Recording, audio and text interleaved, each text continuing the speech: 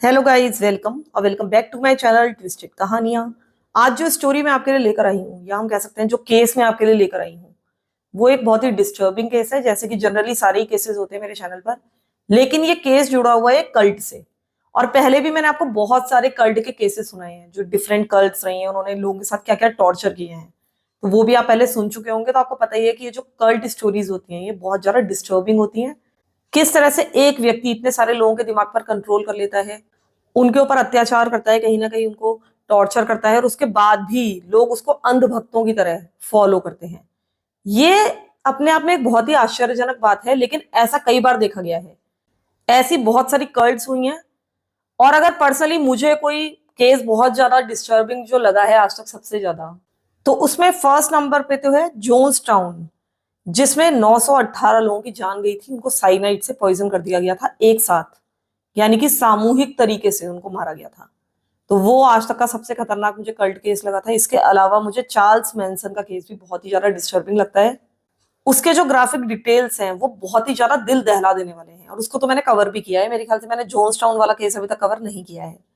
तो फिलहाल हम आज के केस की तरफ चलते हैं। ये भी एक बहुत ही ज्यादा अजीब सा और एक बहुत ही डिस्गस्टिंग केस है। तो सीधे शुरू करते हैं हम अपना आज का केस। ये केस जुड़ा हुआ है एक व्यक्ति से जिसका नाम था जिराल्ड क्रूज। उसने ये जो कल्ट वाली एक्टिविटीज थी वो शुरू की थी, और ये कई सालों तक चलती रही, और वो भी कैलिफोर्निया के बीचों बीच। और किसी ने भी इसको रोकने की कोशिश नहीं की, या हम कह सकते हैं किसी को कुछ खास पता नहीं चला शायद। और कैलिफोर्निया जैसे इतने बड़े शहर में ये इस तरह की हरकतें कर रहा था, यही अपने आप में एक बहुत ही आश्चर्यजनक बात है। लेकिन उससे भी ज्यादा आश्चर्य की बात यह है कि इस कल्ट को बहुत ज्यादा कवरेज नहीं मिली है। हो सकता है कि आपने अभी तक इस कल्ट के बारे में सुना ना हो। अगर सुना भी होगा तो बहुत ही कम लोगों ने सुना होगा, क्योंकि इसके बारे में मैं देखती हूँ मीडिया कवरेज काफी कम है। क्यों कम है ये तो पता नहीं, लेकिन कम है। तो फिलहाल सीधे शुरू करते हैं हम अपना आज का केस। जेरल्ड क्रूज का जन्म हुआ था मार्च 1962 में। उसकी exact date of birth unknown है, क्योंकि अलग अलग जानकारियां उपलब्ध हैं। लेकिन ऐसा बताया जाता है कि वो मार्च में पैदा हुआ था, मार्च 1962 में। वो मोडेस्टो कैलिफोर्निया में पला बड़ा था। ऐसा बताया जाता है कि जेरल्ड का जो हाउस होल्ड था वो बहुत ही अनस्टेबल था, यानी कि उसकी फैमिली कंडीशंस कुछ खास अच्छी नहीं थी। पहले तो उसका जो चाइल्डहुड था वो बहुत ज्यादा डिस्ट्रप्टिव था। हमेशा उसके जो पेरेंट्स थे आपस में लड़ते रहते थे, झगड़ते रहते थे, आर्ग्यूमेंट्स करते रहते थे। और इसके घर का एनवायरनमेंट बहुत ही टॉक्सिक था। जेरल्ड को बहुत ही ज्यादा सीवियरली नेग्लेक्ट किया जाता था। उसके माँ बाप उस पर ध्यान देते ही नहीं थे, और कई बार उसको बहुत ही गंभीर चोटें लग जाती थी अपने माँ बाप की लापरवाही के कारण। सबसे पहली जो गंभीर चोट उसको लगी वो तब लगी जब वो केवल 6 मंथ्स ओल्ड था। उसकी माँ ने उसको सिर के बल गिरा दिया था, और वो भी कंक्रीट के पोर्च पर। आप समझ ही सकते हैं कि एक 6 महीने के बच्चे को सिर के बल कंक्रीट पर गिरा दिया जाए तो उस पर क्या इफेक्ट होगा। तो कहीं ना कहीं उसके दिमाग में इसका भी असर पड़ा होगा। लेकिन इसके बाद बताया जाता है कि जब वो 4 इयर्स ओल्ड था, वो कार की पैसेंजर सीट पर बैठा हुआ था, और वो भी आगे वाली सीट पर। और उसने सीट बेल्ट भी नहीं लगाई हुई थी। उसकी माँ गाड़ी चला रही थी।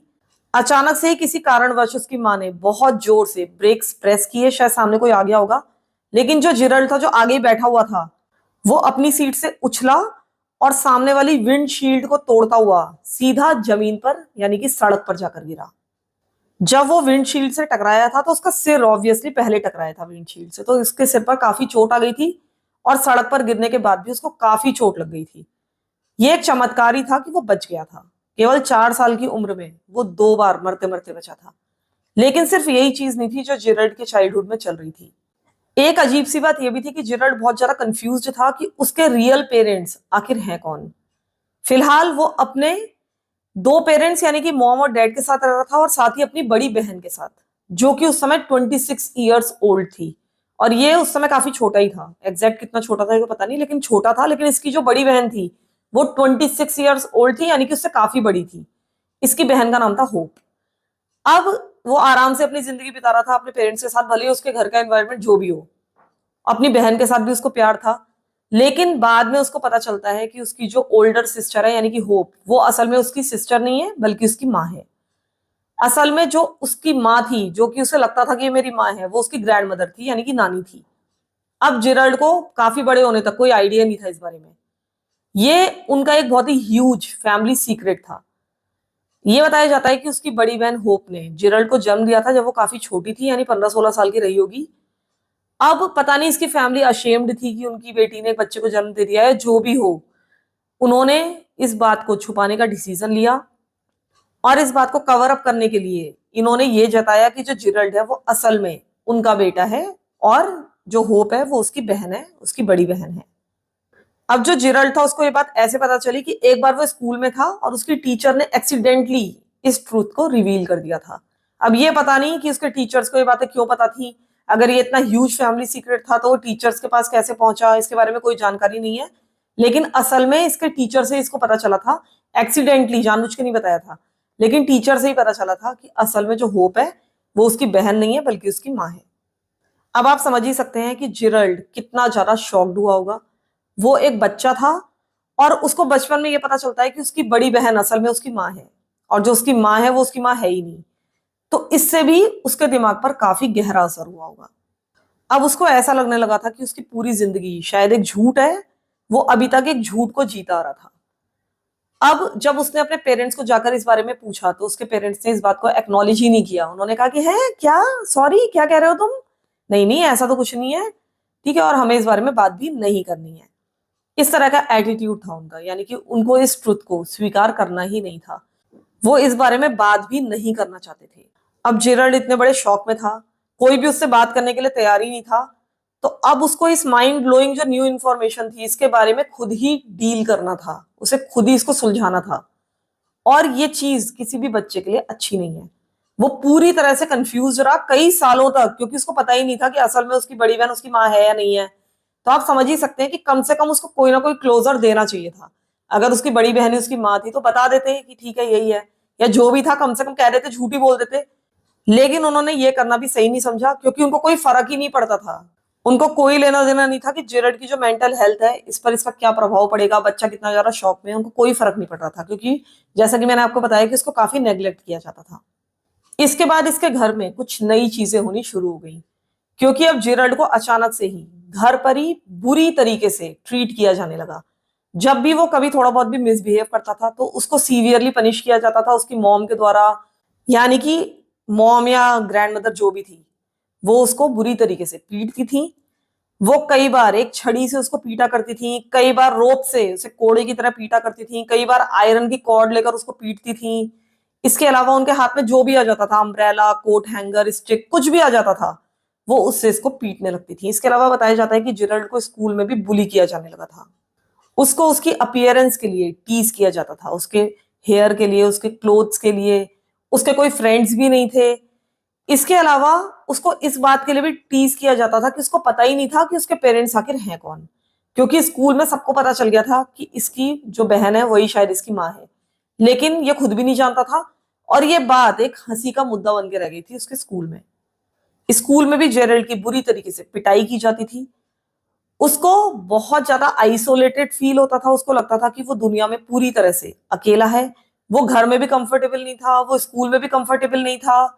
उसकी घर में भी पिटाई हो रही थी, स्कूल में भी पिटाई हो रही थी। इसके अलावा जो उसके पेरेंट्स थे वो कभी भी किसी के साथ भी सोशलाइज नहीं करते थे।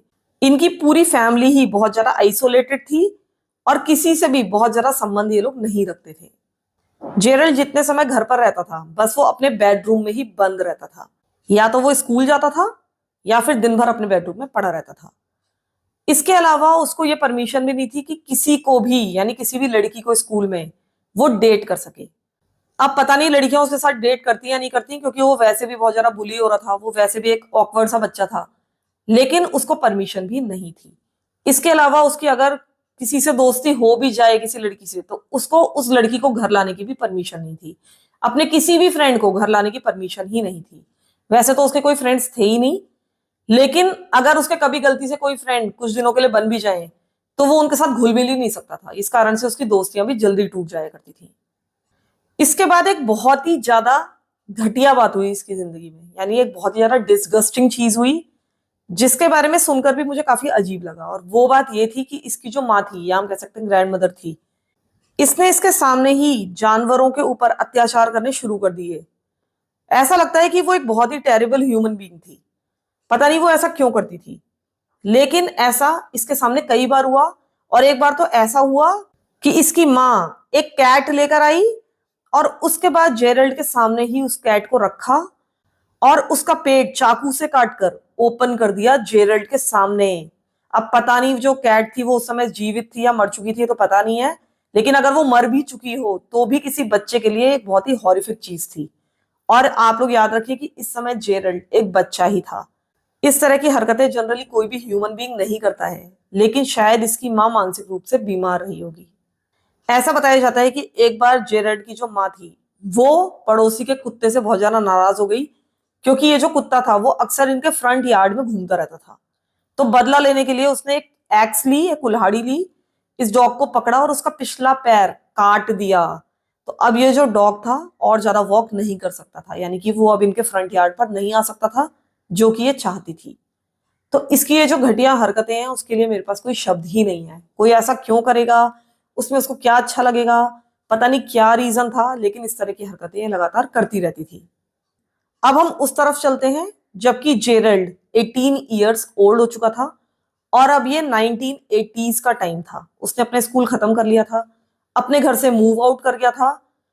उसकी जो अजीब सी फैमिली थी उससे अब वो दूर आ चुका था। लेकिन अब जेरल्ड को अचानक से ही मैसिव आइडेंटिटी क्राइसिस होने लगी थी। और ये बात कहीं ना कहीं अंडरस्टैंडेबल भी थी, क्योंकि जेरल्ड को अभी तक ठीक से पता ही नहीं चला था कि उसके पेरेंट्स आखिर हैं कौन। उसको ऐसा लगता था कि शायद उसकी जो सिस्टर है वही टेक्निकली उसकी बायोलॉजिकल मॉम है, लेकिन इस बात को कभी भी कंफर्म नहीं किया गया था, ना ही इसके बारे में कभी बात की गई थी। सबने इस सिचुएशन को पूरी तरह से इग्नोर करने का ही फैसला किया था। तो इस कारण से इसको यह भी कभी पता नहीं चल पाया था कि उसके बायोलॉजिकल डैड कौन थे। इस बात का उसके दिमाग पर बहुत ज्यादा ह्यूज इफेक्ट पड़ा। वो जानना चाहता था कि आखिर उसकी असली आइडेंटिटी कौन है, वो आखिर किसका बेटा है। उसको ऐसा लगता था कि वो एक ऑड बॉल है, उसको कोई भी पसंद नहीं करता है, ना ही कोई अपनी जिंदगी में उसको चाहता है।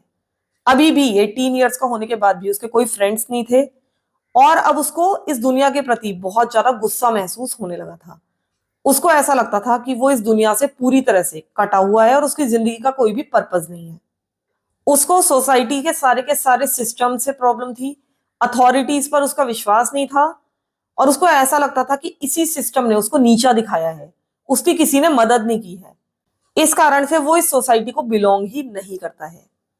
अब उसके अंदर बहुत ज्यादा डिस्ट्रक्टिव फीलिंग्स आने लगी, डिस्ट्रक्टिव थॉट्स आने लगे और तब इसने कल्ट लाइक टेंडेंसीज शो करना शुरू कर दिया और धीरे धीरे उसकी जो टेंडेंसीज थी वो बढ़ती चली गई।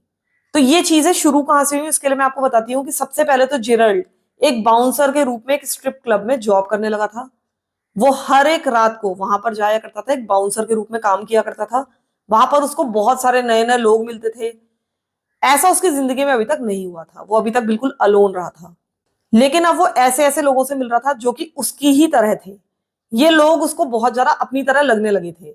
यहाँ पर जो लोग आते थे वो बहुत ऊंचे तबके के नहीं थे, कई बार उनमें क्रिमिनल्स वगैरह शामिल होते थे। इस तरह के लोग होते थे जो कि सोसाइटी से कटे हुए थे। तो अब इन लोगों से उसको कहीं ना कहीं थोड़ा सा लगाव होने लगा और उसको ऐसा लगने लगा कि ये लोग मेरी ही तरह हैं और इन लोगों को पसंद करने लगा था। इनमें से कुछ लोग होमलेस थे, उनके पास जॉब नहीं थी, बेरोजगार थे। और यहाँ पर जो जनरली लोग आते थे उनके ज्यादातर के फ्रेंड्स और फैमिली नहीं होते थे या फिर अपनी फैमिली को छोड़कर आए होते थे। तो अब जेरल्ड को ऐसे लगने लगा था कि फाइनली उसको अपने जैसे लोग इस सोसाइटी में मिलने लगे हैं और इन लोगों से वो जल्दी ही रिलेट करने लगा। वो अपनी जिंदगी में पहली बार सोशल होना शुरू हुआ था। वो इन सारे लोगों से हर रात बहुत सारी बातचीत किया करता था। यहाँ के ये जो सारे लोग थे ज्यादातर रेगुलर्स थे, यानी कि रेगुलर कस्टमर्स थे। तो जितना ज्यादा ये इन लोगों से बातचीत करने लगा था गवर्नमेंट के बारे में, पूरे सिस्टम के बारे में, तो उतना ही इसको ऐसा लगने लगा था कि वाकई में ये लोग भी इस सोसाइटी से बहुत ज्यादा नाराज हैं और इस मामले में भी उसके जैसे ही हैं। ये लोग जेरल्ड की बातों से एग्री करते थे। जब भी जेरल्ड सोसाइटी के खिलाफ बोलता था वो कहते थे कि तुम ठीक हो, ठीक हो। और तब जेरल्ड को पहली बार रियलाइज हुआ कि वो कहीं ना कहीं कैरिज्मेटिक है। उसकी जो पर्सनैलिटी थी वो चार्मिंग थी, स्पेशली ऐसे लोगों के लिए जिस तरह के लोग वहां पर यानी कि उस स्ट्रिप क्लब में आया करते थे। ऐसे लोगों को वो इजीली चार्म कर देता था। लोग उसकी बातों को बहुत ज्यादा ध्यान से सुनते थे, उसकी बातों को सीरियसली लेते थे और ऐसा जेरल्ड की जिंदगी में पहली बार हो रहा था। पहली बार ऐसा हो रहा था कि वो सेंटर ऑफ अटेंशन बना हुआ था। लोग असल में सीरियसली उसकी बातें सुन रहे थे और सहमत हो रहे थे। और इसी कारण से धीरे धीरे ये ईगोइस्टिक होता चला गया, इसका ईगो बढ़ता चला गया। उसे ऐसा लगा कि मैं इन सारे लोगों का हेड हूं और ये दुनिया की उसके लिए बेस्ट फीलिंग थी, क्योंकि उसने कभी भी पहले फ्रेंड्स नहीं बनाए थे, बन ही नहीं पाए थे। और अब ऐसा लग रहा था उसको कि इतने सारे लोग उसकी बात सुन रहे हैं और उससे इंप्रेस हो रहे हैं। और उसको अब ऐसा लगने लगा था कि उसके पास कुछ पावर है, और इस बात से वो एक्साइट होने लगा था। और इसी जगह से, इसी समय से उसकी पर्सनैलिटी चेंज होने लगी थी। वो इनक्रेडिबली एरोगेंट होने लगा था, सेल्फ एंटाइटल्ड हो गया था। और उसके बाद ही अब जेरल्ड के दिमाग में कहीं ना कहीं उस इविल कल्ट को शुरू करने का फाउंडेशन पड़ा। लेकिन फिलहाल वो जो जेरल्ड के फ्रेंड्स थे, सो कॉल्ड फ्रेंड्स, वो बस उसके फ्रेंड्स ही थे, उसके फॉलोअर्स नहीं थे। लेकिन अब उसका ये जो फ्रेंड ग्रुप था धीरे धीरे बढ़ता जा रहा था। इसी दौरान एक नया व्यक्ति इनके ग्रुप से जुड़ा जिसका नाम था जेम्स बेक। और आज के केस में ये जो आदमी है ये बहुत ज्यादा सिग्निफिकेंट है। जब से जेम्स बेक इसकी जिंदगी में आया, यहीं से बहुत जल्दी सब कुछ बदलने लगा था। क्योंकि ये जो जेम्स बेक था, ये जेरल्ड का राइट हैंड मैन बन चुका था, उसका एनफोर्सर बनने वाला था आगे चलकर। जेम्स का जन्म हुआ था 1956 में, और ये जेरल्ड से करीब 6 साल बड़ा था। जेम्स के बारे में बताया जाता है कि एक बहुत ही ज्यादा रिलीजियस फैमिली में पैदा हुआ था। ये लोग हर एक सिंगल वीकेंड पर चर्च जाया करते थे, और साथ ही ये चर्च के कॉयर का भी हिस्सा था। उसको बाइबल एकदम रटी हुई थी। लेकिन इसका चाइल्डहुड भी बहुत ज्यादा टॉक्सिक था। जब वो केवल 17 साल का था, तब इसको पता चला था कि इसके जो डैड हैं वो इसकी बहनों के साथ गलत काम करते हैं, और वो ऐसा करते हुए पकड़े गए थे। और इसी कारण से इसके डैड को प्रिजन में भेज दिया गया था। अब जो जेम्स था, वो अपने डैड को नफरत करता हुआ, इस घर में पैदा होने का दुख मनाता हुआ बड़ा हुआ था। जब वो अपने 20s में एंटर करता है, तब उसकी शादी हो जाती है और उसके 3 बच्चे होते हैं। लेकिन उसकी जो वाइफ थी, उसको ड्रग एडिक्शन हो जाता है, अल्कोहल का एडिक्शन हो जाता है, और वो अपने बच्चों पर ज्यादा ध्यान नहीं दे पाती। तो अंत में जेम्स उससे तलाक ले लेता है। उसको अपने बच्चों की फुल कस्टडी मिल जाती है, और जेम्स अपने तीनों बच्चों को लेकर अपने पेरेंट्स के साथ रहने लगता है। इसके जो पेरेंट्स थे उसमें इसकी मॉम थी और स्टेप डैड थे, यानी कि इसके सगे बायोलॉजिकल पिता नहीं थे। तो अब जेम्स अकेले ही अपने तीनों बच्चों की देखभाल करने लगता है। लेकिन डिवोर्स के बाद से ही अचानक से ही इसकी जो पर्सनैलिटी थी वो पूरी तरह से चेंज हो गई थी। क्योंकि जेम्स अपने डिवोर्स से पहले तो एक बहुत ही अमेजिंग आदमी था, एक बहुत ही ग्रेट फैमिली मैन था, एक बहुत अच्छा पिता था अपने बच्चों के लिए। लेकिन अब डिवोर्स के बाद वो बहुत ज्यादा सोसाइटी से एंग्री रहने लगा था, जो कि आपको कहीं ना कहीं फैमिलियर लग रहा होगा, क्योंकि जेरल्ड भी कहीं ना कहीं ऐसी ही सोच रखता था। उसके बाद उसने वो जो लोकल स्ट्रिप क्लब था जिसमें जेरल्ड काम करता था, उसमें अक्सर जाना शुरू कर दिया था, और वहीं पर जाकर ये जेरल्ड से मिला था। उनके बीच में बहुत सारी चीजें कॉमन थी। वो बहुत ज्यादा नाराज थे, उनको इस सिस्टम से शिकायत थी, वो इस सिस्टम को खत्म करना चाहते थे, और अपनी प्रॉब्लम्स के लिए दूसरों को ही जिम्मेदार ठहराते थे। अब क्योंकि जेम्स पहले से ही नाराज था दुनिया से, तो जेरल्ड ने अपनी बातों को, अपनी टॉक्सिक बातों को जेम्स के दिमाग में लगातार भरना शुरू कर दिया। वो लगातार कहने लगा कि हमें सिस्टम को डाउन करना है, हमें सोसाइटी को चेंज करना है। और जो जेम्स था एक तरह से इसका नेचुरल फॉलोअर बन चुका था। जेम्स की वैसे भी आदत थी कि वो अपने डिसीजंस नहीं ले पाता था, तो अब उसको जेरल्ड मिल चुका था जो कि उसके लिए सारे के सारे डिसीजंस ले सकता था। तो वो कहीं ना कहीं अब जेरल्ड के ऊपर डिपेंडेंट हो गया। वो उसके हर एक शब्द का पालन किया करता था, जो कुछ भी जेरल्ड कहता था हर एक बात पर बिलीव करता था। एक तरह से वो जेरल्ड की पूजा करने लगा था। जैसे जैसे समय बीत रहा था, जेम्स का ज्यादातर समय अब जेरल्ड के साथ ही बीतने लगा था। और अब जेरल्ड पूरी तरह से जेम्स को मैनिपुलेट करता जा रहा था। वो जेम्स से कहता था कि तुम्हें मेरे साथ ही समय बिताना है, अपनी फैमिली के साथ कम से कम समय बिताओ, अपने बच्चों के साथ कम से कम समय बिताओ। वो ये बताने लगा था इसको कि तुम्हारी जो फैमिली है तुम्हारे लिए एक बोझ है, वो तो एक तरह की बेड़ियां हैं जो तुम्हारे पैर में पड़ी हुई हैं, और तुम्हें इन बेड़ियों को तोड़कर आजाद होना है। और जो जेम्स था वो एक कंप्लीट इडियट था ऐसा लगता है, क्योंकि उसने जेरल्ड की बातों का पालन करना भी शुरू कर दिया। अब वो अपने बच्चों के साथ कम से कम समय बिताने लगा, उन बच्चों के साथ जिनको कभी वो बहुत ज्यादा प्यार किया करता था और उनके लिए पूरी तरह से डिवोटेड था। और यहां से उसकी पर्सनैलिटी भी पूरी तरह से अब चेंज होने लगी थी। और ये सब हुआ था जेरल्ड से मिलने के कुछ हफ्तों के अंदर ही। जैसे कि मैंने आपको बताया था कि जेम्स बचपन से ही हर वीकेंड पर अपनी फैमिली के साथ चर्च जाता था, लेकिन अब उसने वहां जाना भी बंद कर दिया था। उसने कहना शुरू कर दिया था कि नहीं, मुझे भगवान पर अब विश्वास नहीं है। वो बहुत ज्यादा मूडी बन चुका था, एंग्री हो चुका था, आर्ग्यूमेंटेटिव हो चुका था और पूरी तरह से जेरल्ड के कंट्रोल में था। और ये एक बहुत ही क्रेजी बात है कि जेरल्ड बहुत ही आसानी से जेम्स को या किसी भी और को मैनिपुलेट कर लेता था। ये तो उसके अंदर क्वालिटी थी ही, और जनरली जितने भी कल्ट लीडर्स होते हैं उनके अंदर ये क्वालिटी होती ही है। इसी कारण से वो इस कल्ट को रन कर पाते हैं। अगर वो क्वालिटी उनके अंदर ना हो तो ऐसा कर ही नहीं सकते। तो सबसे पहले इनकी जो ये कल्ट थी, ये सिर्फ दो लोगों के साथ शुरू हुई थी, यानी कि जेरल्ड और जेम्स के साथ। उसने जेम्स को कहना शुरू कर दिया था कि सिस्टम को डाउन करने के लिए, सोसाइटी को चेंज करने के लिए हमको और ज्यादा लोगों की जरूरत है। यानी कि वो कहने लगा था कि हमको अपनी कल्ट शुरू करनी चाहिए, और इस कारण से अब इन्होंने ज्यादा से ज्यादा लोगों को रिक्रूट करना शुरू कर दिया। और ज्यादातर लोग उसी स्ट्रिप क्लब के थे जो कि वहां पर रेगुलर्स थे, वहां पर आया करते थे और जेरल्ड से ऑलरेडी इम्प्रेस्ड थे। अब यहीं से इस कल्ट ने एक शेप लेना शुरू कर दिया था, क्योंकि जेरल्ड वहीं पर जॉब किया करता था उसी स्ट्रिप क्लब में। ये लोग वैसे भी वहां पर आया करते थे, लेकिन अब जेरल्ड और ज्यादा फोकस्ड था, उसके पास पर्पस था इन लोगों को मैनिपुलेट करने का, और ऐसा वो लगातार कर भी रहा था। जैसे कि मैंने आपको बताया था कि इस स्ट्रिप क्लब में आने वाले ज्यादातर लोग बहुत ज्यादा वल्नरेबल थे, होमलेस भी थे, कई लोग बेरोजगार थे। और जब जेरल्ड ने इनका ब्रेन वॉश करना शुरू किया, उनको तरह तरह के लालच देना शुरू किया कि हम किस तरह से सिस्टम को बदलेंगे, तो वो इसकी तरफ अट्रैक्ट होने लगे। उसने इन लोगों से कहना शुरू कर दिया कि वो दुनिया को चेंज कर देगा, और वो लोग ऐसी नई दुनिया में रहेंगे जहां पर उनको इस तरह की चीजें फील नहीं होंगी। वो एक बहुत ही अच्छी एक नई दुनिया होगी। उसके बाद वो उनको अपनी सीक्रेट मीटिंग्स में इनवाइट करने लगा। इन सीक्रेट मीटिंग्स में ये इनको प्रीच किया करता था कि वो एक बहुत ही पावरफुल पर्सन है, एक भगवान की तरह, और वो उनकी जिंदगी को पूरी तरह से चेंज कर सकता है। अब जैसे कि मैंने आपको बताया था कि ज्यादातर इसके जो लोग थे वो फाइनेंशियली स्ट्रगल कर रहे थे। जेरर ने इस बात को एक कंट्रोल टैक्टिक की तरह यूज करना शुरू कर दिया। ये इन लोगों को इनवाइट करता था कि तुम आओ और मेरे घर में रहो। वो इनको रहने के लिए जगह देता था, उनको गर्म खाना खिलाता था, और इस तरह से उनको मैनिपुलेट करना और ज्यादा आसान होता जा रहा था।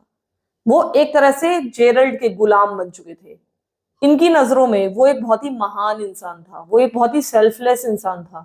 वो बिना किसी सेल्फिशनेस के इनकी केयर कर रहा था, इनको खाना दे रहा था, इनको रहने की जगह दे रहा था, और इसके अलावा इनकी दुनिया भी बदलना चाहता था, एक अच्छी दुनिया इनके लिए प्रोवाइड करना चाहता था। अब इस स्ट्रिप क्लब के बहुत सारे अदर मेंबर्स ने भी इसको फॉलो करना शुरू कर दिया। इनमें से बहुत सारे बाउंसर्स थे, बारटेंडर्स थे, रॉक बैंड के मेंबर्स थे, यहां तक कि कुछ डांसर्स ने भी जेरल्ड को फॉलो करना शुरू कर दिया था। लेकिन धीरे धीरे इसकी कल्ट में कुछ और मेंबर्स भी ऐड हुए जो कि इस स्ट्रिप क्लब के मेंबर्स नहीं थे। ऐसा बताया जाता है कि एक लोकल डेंटिस्ट भी जेरल्ड को फॉलो करने लगा था, एक लॉ कॉलेज का स्टूडेंट इसको फॉलो कर रहा था, और यहां तक कि एक चर्च पास्टर ने भी, एक पादरी ने भी इसको फॉलो करना शुरू कर दिया था। वो भी जेरल्ड की बातों पर यकीन करने लगा था, जो कि एक बहुत ही आश्चर्य की बात है। इससे पता चलता है कि जो जेरल्ड था वो किसी को भी आसानी से मैनिपुलेट कर सकता था। इन सबके बीच में जितने भी इसके मेंबर्स थे उनके बीच में एक ही बात कॉमन थी। इन सभी को किसी ना किसी कारण से ऐसा लगता था कि जो सोसाइटी है वो इनके खिलाफ है। धीरे धीरे जेराल्ड ने अपने कल्ट मेंबर्स की संख्या 55 मेंबर्स तक कर ली थी, और ये काफी एक देखा जाए तो बड़ी संख्या थी। अब इस कल्ट की या इस ग्रुप की मीटिंग्स रेगुलर बेसिस पर होने लगी थी। इन मीटिंग्स में जेराल्ड बेसिकली इस ग्रुप का ब्रेन वॉश किया करता था। वो एक सुप्रीमेसिस्ट आइडियोलॉजी इनके सामने पेश करता था, जिसमें व्हाइट सुप्रीमेसी के बारे में बात किया करता था, यानी कि जो व्हाइट लोग हैं वो सबसे ज्यादा सुपीरियर हैं। और इसके अलावा बहुत सारे सैटेनिक रिचुअल्स भी इन मीटिंग्स में हुआ करते थे। और जैसा कि आपको पता ही है कि हम 80s की बात कर रहे हैं, इस समय वेस्टर्न वर्ल्ड में एक सैटेनिक पैनिक छाया हुआ था, यानी कि लोग शैतान को लेकर बहुत ज्यादा बातचीत करते थे, और जेरल्ड इन सारी बातों को अपने एडवांटेज के लिए यूज कर रहा था। वो इन स्ट्रेंज प्रैक्टिसेस को इस ग्रुप से परफॉर्म कराने लगा था। वो इनको मजबूर करता था कि सबको इन मीटिंग्स में व्हाइट कलर के रोब्स पहनकर आना है, और साथ ही इनकी ये सारी मीटिंग्स डार्क रूम्स के अंदर हुआ करती थी। ये लोग वहां पर डांस किया करते थे, कैंडल्स जलाते थे, चैंटिंग करते थे। पूरी तरह से लगता था कि वहां पर कोई सैटेनिक रिचुअल चल रहा है। और उसने कल्ट के सारे जितने भी तौर तरीके होते हैं, जितनी भी क्वालिटीज होती हैं, उन सबको अपनाना शुरू कर दिया था। ये लोगों को कहने लगा था कि मेरे अंदर स्पेशल पावर्स हैं, मैं भगवान से बातचीत कर सकता हूँ। और ऐसी बातें जनरली जितने भी कल्ट लीडर्स होते हैं वो अपने फॉलोअर्स से कहा करते हैं। इसके अलावा वो कहता था कि मैं आत्माओं से बात कर सकता हूँ। इसके अलावा वो ये कहता था कि मुझे आत्माओं ने कोई बहुत ही इंपॉर्टेंट मैसेज दिया है इस ग्रुप के लिए। वो कह रहा था कि जो सेटन है वो बहुत ज्यादा खुश होगा कि अगर आप अपने नवजात बच्चे को, जो कि अभी अभी पैदा हुआ हो, उसको सेक्रीफाइस कर दो, यानी कि कहीं ना कहीं उसकी बलि चढ़ा दो। इस तरह की बातें वो कर रहा था। साथ ही वो बहुत सारे वूडू रिचुअल्स कराया करता था अपने फॉलोअर्स से, सेरेमनीज किया करता था, जिससे उसके फॉलोअर्स को यकीन होता जा रहा था कि उसके अंदर मैजिकल पावर्स हैं। वो उनको छोटे मोटे मैजिकल करतब करके दिखाया करता था, जैसे कि सड़क पे बहुत सारे जादूगर दिखाया करते हैं। इस तरह के करतब उनके सामने कर रहा था, लेकिन इन लोगों को लगने लगा था कि इसके अंदर मैजिकल पावर्स हैं। वो अपने आप को एक हाई प्रीस्ट कहकर बुलाने लगा था, और साथ ही लोगों को कर्सेस देने लगा था, शाप देने लगा था। और आश्चर्य की बात तो यह है कि उसके फॉलोअर्स इन सारी चीजों पर पूरी तरह से विश्वास कर रहे थे। इसने इनका माइंड पूरी तरह से कंट्रोल कर लिया था। अब जेरल्ड को पता था कि वो एक कल्ट लीडर बन चुका है, और इसके लिए अब उसको एक पार्टनर की जरूरत महसूस होने लगी।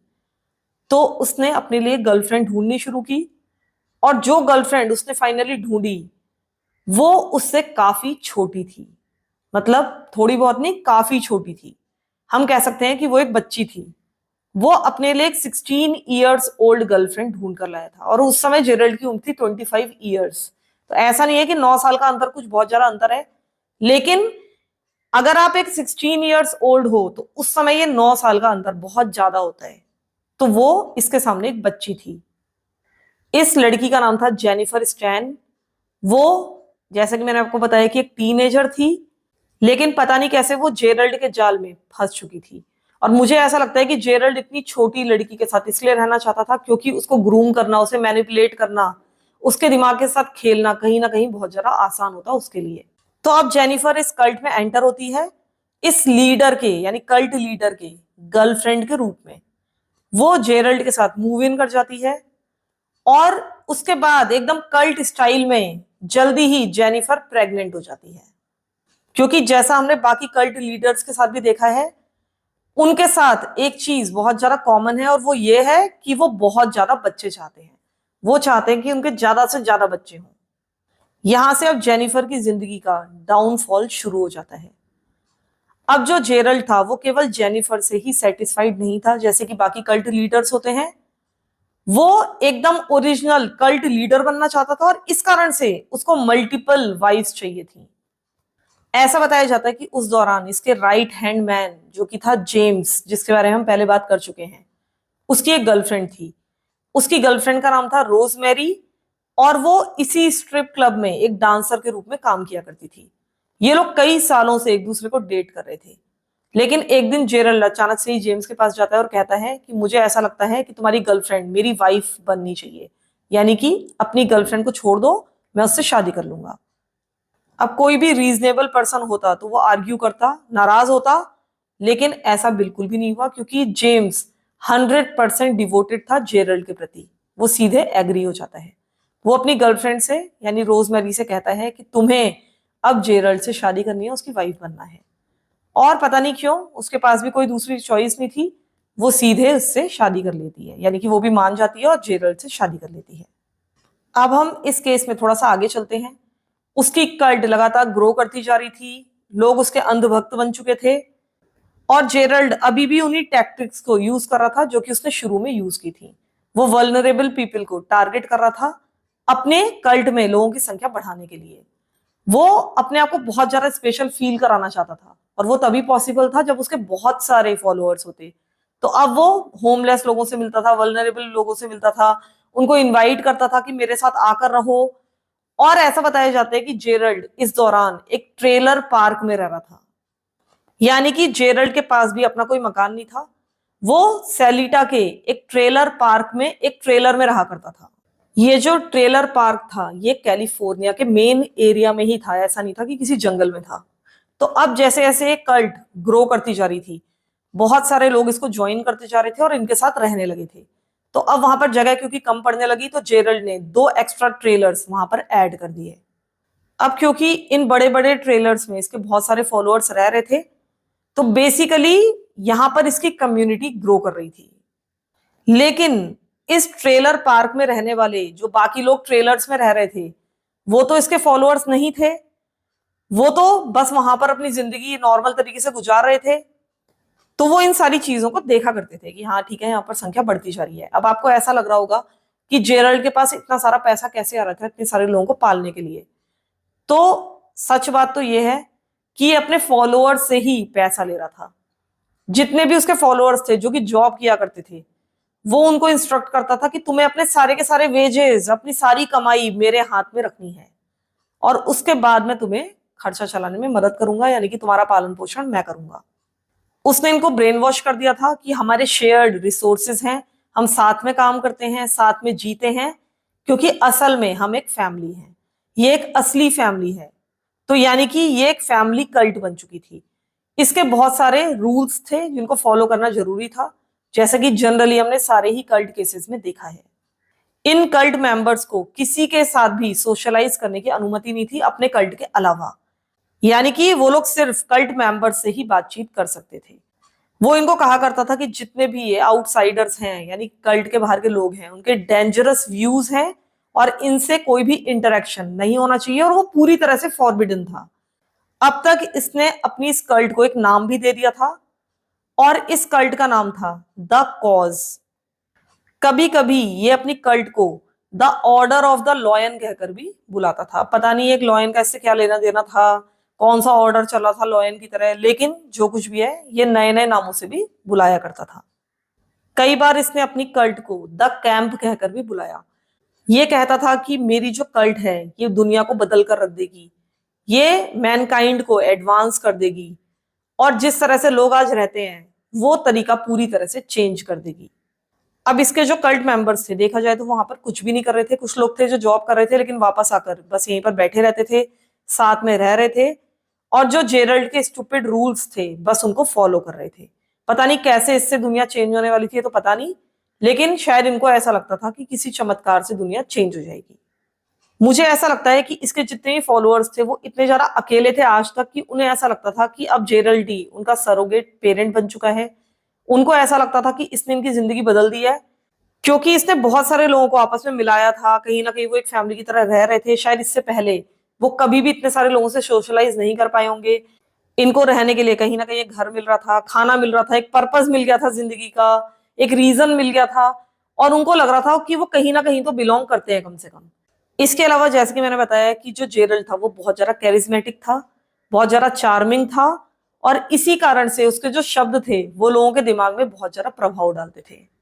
लोग उसके लिए कुछ भी करने के लिए तैयार हो जाते थे। लेकिन जैसे जैसे इसका ग्रुप बड़ा होता जा रहा था, जेरल्ड को बहुत ज्यादा ये बात लगने लगी कि इसको इनके ऊपर कंट्रोल करने की जरूरत है, क्योंकि जितना ज्यादा बड़ा ग्रुप हो जाएगा उतना ही मुश्किल होगा उसको कंट्रोल करना। और यहां से ही चीजें बहुत ज्यादा कल्ट लाइक होती चली गई, और ये केस यहां से बहुत ज्यादा डिस्टर्बिंग होता चला गया। उसी दौरान इसके कल्ट में 2 नए मेंबर्स ऐड हुए। इनमें से पहला व्यक्ति था रिकी वियरा, जो कि एक बच्चा ही था जब उसने कल्ट ज्वाइन की थी, क्योंकि वो केवल 15 ईयर्स ओल्ड था। इसकी कल्ट के बाकी मेंबर्स की तरह ही जो रिकी था, उसकी भी एक बहुत ही डिफिकल्ट अपब्रिंगिंग थी। उसकी एक बहुत ही अनस्टेबल होम लाइफ रही थी। उसके डैड ने ही उसको मारिवाना से इंट्रोड्यूस कराया था, यानी ड्रग्स लेना सिखाया था। जबकि वो केवल 8 साल का था तब उसके पिता ने उसे मारिवाना से इंट्रोड्यूस कर दिया था, और तब से रिकी लगातार इसका एडिक्ट बन चुका था। इसके अलावा उसको स्कूल में भी प्रॉब्लम थी, उसको पढ़ने में प्रॉब्लम थी, उसको कई बार हाई स्कूल से सस्पेंड किया गया था, और मेन कारण था सस्पेंशन का कि उसके पास ड्रग्स का पोजेशन था, वो ड्रग्स रखा करता था। इसके बाद उसने पूरी तरह से अपना हाई स्कूल ड्रॉप कर दिया। उस समय वो केवल 15 ईयर्स ओल्ड था, और तब उसकी मुलाकात हुई जेरल्ड क्रूज से। उस समय जिस दूसरे व्यक्ति ने कल्ट को ज्वाइन किया था, उस व्यक्ति का नाम था स्टीवन पर्किंस। वो 20 ईयर्स ओल्ड था, और उसी समय उसकी मुलाकात हुई थी जेम्स से। वो जेम्स को काफी छोटी उम्र से जानता था।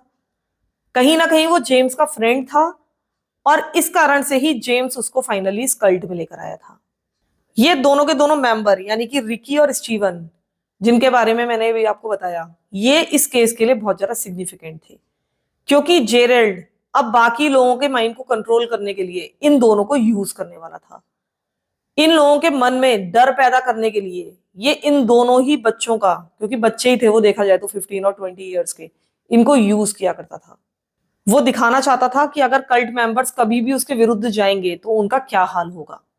अब इसने इन दोनों ही व्यक्तियों को बुरी तरीके से ट्रीट करना शुरू कर दिया। सबसे पहले तो ये इन दोनों को ही उनकी फैमिली से आइसोलेट करना चाहता था, इनकी फैमिली से इनका कांटेक्ट तोड़ना चाहता था। ये चाहता था कि लगातार ये दोनों इसी कल्ट कंपाउंड में बने रहें। इनको अपनी फैमिलीज से भी मिलने जाने की परमिशन नहीं थी, बहुत ही कम परमिशन ये देता था फैमिलीज के पास जाने के लिए। और ये जो परमिशंस होती थी, ये रिटर्न परमिशंस होती थी, जो जेरल्ड इनको लिख कर देता था और तब वो जा सकते थे। और ये परमिशंस इनको बहुत ही रेयरली मिलती थी। और उसके बाद भी जब भी अपनी फैमिली से मिलने के लिए जाते थे, जेरल्ड उस समय भी इनको कंट्रोल कर रहा होता था। जब भी रिकी और स्टीवन अपने घर जाते थे, उनको जो जो जेरल्ड ने कहा होता था, जिन बातों की परमिशन दी होती थी, बस वही करने की इजाजत थी। इसके अलावा वो कुछ भी नहीं कर सकते थे। और वो कहीं ना कहीं इतने ज्यादा मेंटली कंट्रोल हो चुके थे जेरल्ड से कि वो वहां पर नहीं होता था ऑब्वियसली, लेकिन फिर भी वो उसकी सारी बातों का पालन किया करते थे। जब भी वो अपनी फैमिली से मिलने के लिए जाते थे और उनकी फैमिलीज उनके लिए खाना बनाया करती थी, तो वो लोग वहां पर कुछ भी नहीं खाते थे, क्योंकि उनको जेरल्ड से अनुमति नहीं मिली होती थी। कभी कभी जेरल्ड उनको परमिशन देता था कि ठीक है तुम खा सकते हो, तब वो खा सकते थे। यहां तक कि अपने फैमिली होम में उन्हें कुछ भी पीने की भी इजाजत नहीं थी। अब ऑब्वियसली जो रिकी और स्टीवन की फैमिलीज थी वो बहुत ज्यादा वरीड हो गई अपने बच्चों के लिए, क्योंकि वो देख रहे थे कि रिकी और स्टीवन दोनों की हालत बहुत ज्यादा खराब है और वो अपनी रियल पर्सनैलिटीज जैसे बिल्कुल भी नहीं रह गए हैं। वो बहुत ज्यादा मूडी हो गए थे, विड्रॉन दिखते थे, आर्ग्यूमेंटेटिव हो गए थे। और इसके अलावा उन दोनों का बहुत सारा वजन कम हो गया था। उनका करीब 1 साल में 50 kgs वजन कम हुआ था। हो सकता है कि वो शुरुआत में मोटे रहे हों और अब वो पतले हो गए हों, वो मुझे पता नहीं है क्योंकि पहले की पिक्चर्स अवेलेबल नहीं है। लेकिन उनका करीब 50 से भी ज्यादा किलो वजन कम हुआ था 1 साल में। इसके अलावा इन दोनों के ही शरीरों पर इंजरीज दिखती थी, कई बार ब्लैक आईज होती थी, फैट लिप होता था, उनकी आर्म्स पर काटने के निशान दिखते थे। दोनों ही बहुत ज्यादा पैरानॉइड रहते थे, शेकी रहते थे, छोटी सी आवाज पर भी उछल जाया करते थे और हर एक चीज से डरते थे। तो इनकी फैमिलीज को साफ दिख रहा था कि इनके साथ कुछ ना कुछ गलत हो रहा है। इन दोनों की ही फैमिलीज ने बहुत ज्यादा रिक्वेस्ट की कि तुम्हें जेरल्ड को छोड़ देना चाहिए, इस कल्ट को छोड़ देना चाहिए और वापस अपने घर लौट आओ। हालांकि इनकी फैमिलीज को अभी तक ये रियलाइजेशन नहीं था कि कहीं ना कहीं ये कल्ट का हिस्सा बन चुके हैं, लेकिन इनको पता था कि ये जेरल्ड और जेम्स के साथ बहुत ज्यादा रहते हैं और वो दोनों ही व्यक्ति शायद ठीक नहीं है। लेकिन ये दोनों लड़के यानी कि रिकी और स्टीवन हमेशा मना कर दिया करते थे और हमेशा ही वापस लौटकर जेरल्ड के पास चले जाते थे। इन पर जो जेम्स था वो लगातार अत्याचार कर रहा था। वो इनकी जिंदगी को पूरी तरह से कंट्रोल कर रहा था जेरल्ड के कहने पर। ऐसा लगता था कि वो अपनी सांसें भी जेरल्ड के कहने पर ही लेते थे। वो लोग क्या खाएंगे, क्या वो नहाएंगे या नहीं नहाएंगे, इसके अलावा वो कितना सोएंगे, ये सारी की सारी चीजें जेरल्ड ही डिसाइड करता था। वो चाहता था कि ये दोनों ही लड़के उसके पूरी तरह से ओबीडिएंट होकर रहे।